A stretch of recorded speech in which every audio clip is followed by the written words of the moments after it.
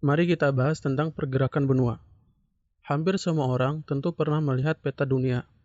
Jika kita memperhatikan baik-baik benua raksasa yang menutupi sekitar 30% dari bumi, maka ia nampak seperti potongan puzzle yang cocok satu sama lain.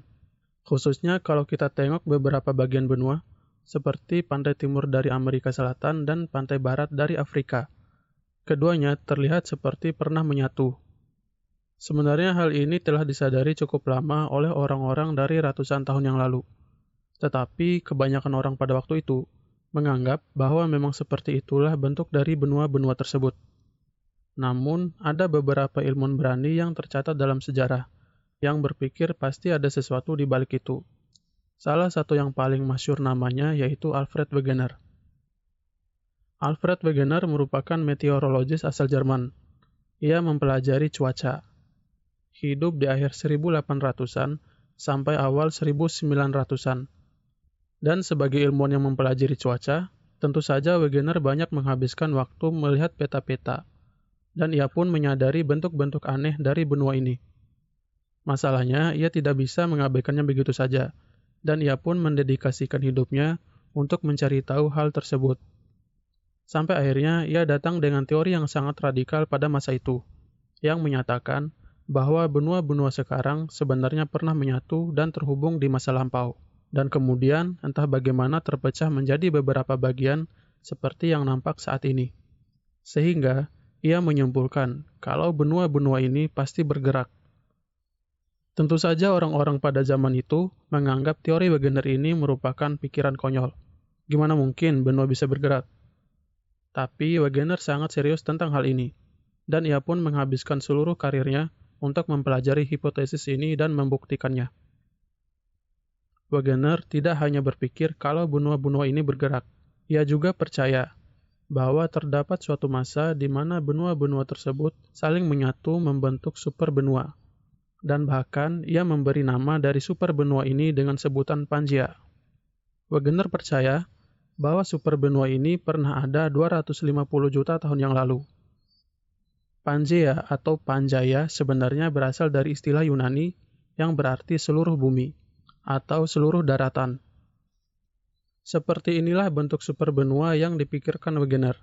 Bisa kalian lihat, benua-benua modern seperti Amerika Utara, Amerika Selatan, Afrika, Asia, dan lain sebagainya. Tetapi semuanya tidak nampak seperti apa yang terlihat di zaman sekarang. Dan tentu saja, posisi dari benua-benua tersebut juga jauh berbeda dibandingkan satu superbenua yang Wegener lukiskan. Wegener tentu menyadari bahwa apa yang ia percayai ini akan dianggap sinting oleh banyak orang. Maka dari itu, ia harus datang dengan bukti ketika hipotesis ini dipaparkan. Jadi, kita akan melihat 4 buah bukti yang menjadi pegangan Alfred Wegener untuk membuktikan ke publik bahwa pergerakan benua merupakan fakta. Potongan bukti yang pertama seperti yang telah kita diskusikan di awal, yaitu pengamatan sederhana bahwa kenampakan benua-benua terlihat cocok satu sama lain. Sesimpel itu. Wegener tidak percaya bahwa kejadian tersebut merupakan kebetulan belaka. Ia merasa bahwa tidak mungkin benua-benua nampak seperti ini secara random atau acak. Jadi itu bukti nomor 1. Kita sebut saja dengan kecocokan semu dari benua-benua.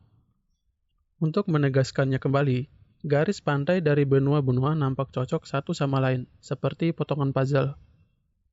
Tapi Wegener merasa itu tidak cukup, sehingga ia kembali menggali tumpukan buku dan literatur, sampai akhirnya ia tertarik dengan fosil-fosil dan beberapa kejadian makhluk di masa prasejarah. Lebih khusus lagi, Wegener tertarik dengan fosil Mesosaurus yang nampak mampu berenang melewati lautan. Mesosaurus ini adalah reptil purba yang hanya hidup di air tawar dangkal dan dapat berjalan di daratan meskipun untuk waktu yang singkat.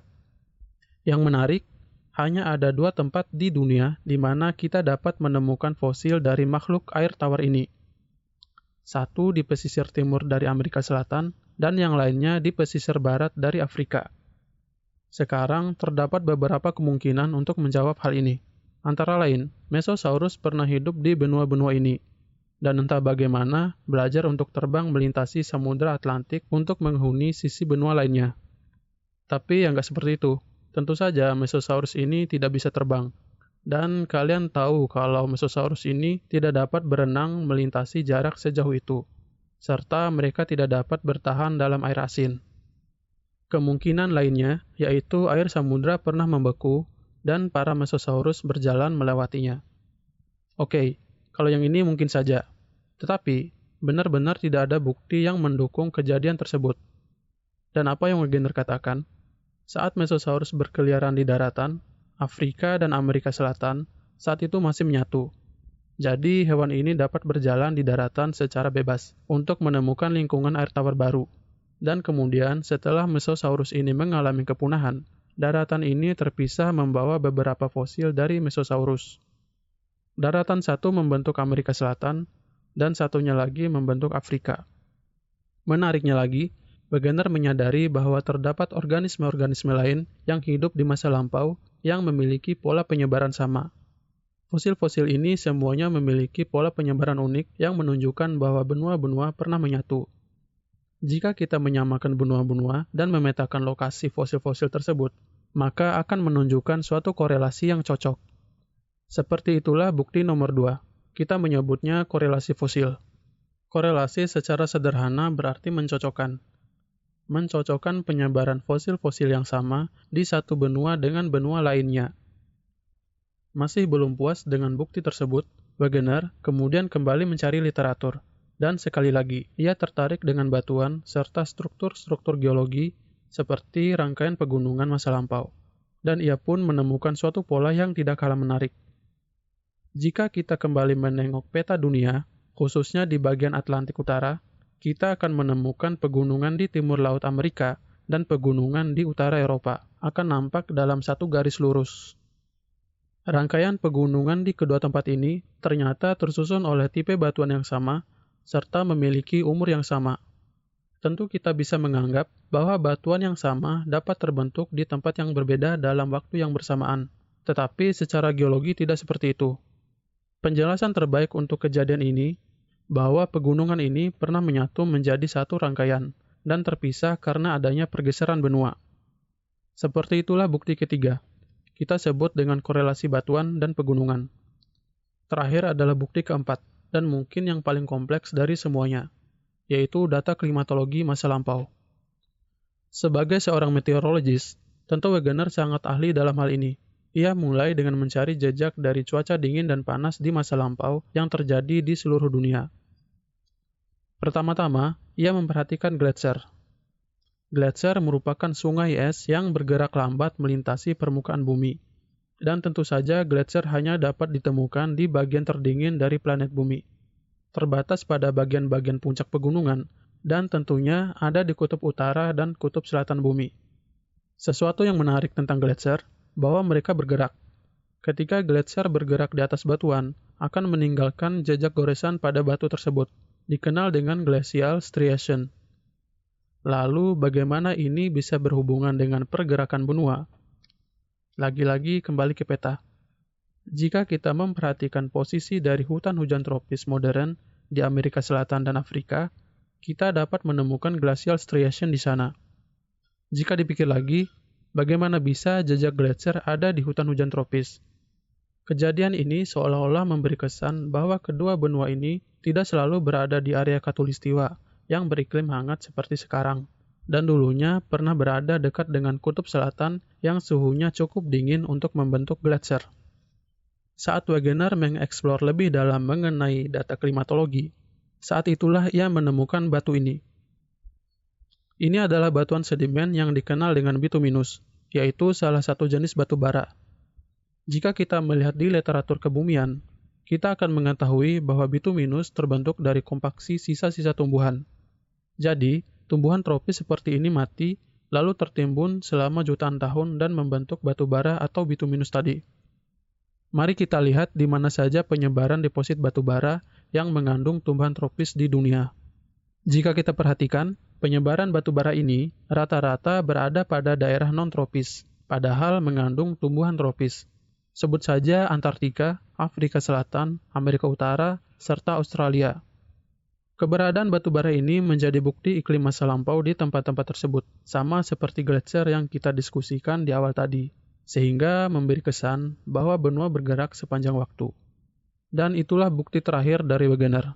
Kita sebut dengan data paleoklimatologi. Diamati dari keberadaan batu bara pada area yang beriklim dingin dan bukti gletser pada area yang beriklim hangat.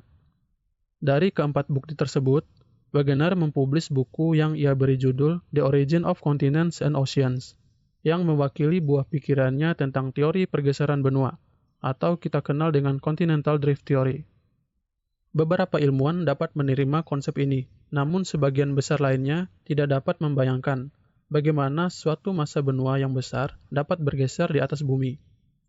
Meski telah datang dengan berbagai bukti, tetap saja usaha Wegener sia-sia, karena ia tidak mampu menjelaskan apa penyebab benua-benua dapat bergeser di bumi yang dianggap seluruhnya padat pada masa itu. Selain itu, Wegener juga keliru memperkirakan bahwa laju pergeseran benua sekitar 250 cm per tahun. Tentu angka ini sangat tinggi dan mustahil. Karena memiliki berbagai kekurangan, teori pergeseran benua ini pun terpinggirkan. Tapi 50 tahun kemudian, pemikiran Wegener mengenai pergeseran benua kembali dibicarakan, setelah banyak temuan geologi baru yang mengisyaratkan bahwa bumi lebih dinamis dari yang diketahui. Dan akhirnya, teori pergeseran benua dari Alfred Wegener ini menjadi landasan untuk lahirnya teori baru yang dipakai hingga sekarang, yaitu teori pergerakan lempeng tektonik bumi.